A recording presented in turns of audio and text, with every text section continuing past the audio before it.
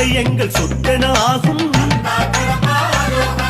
சித்தம் தெளிவிக்கும் திருப்புகழ் நாதம்.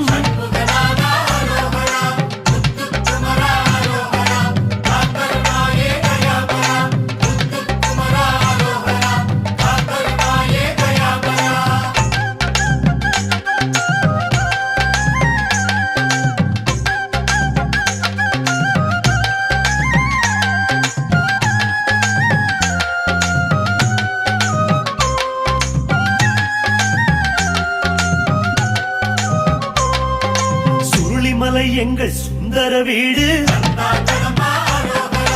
அருளி தருவதோ 16 பேரு. கழுகுமலை நாங்கள் வணங்கிடும் பூமி. காப்பவன் நீதா கந்தசாமி.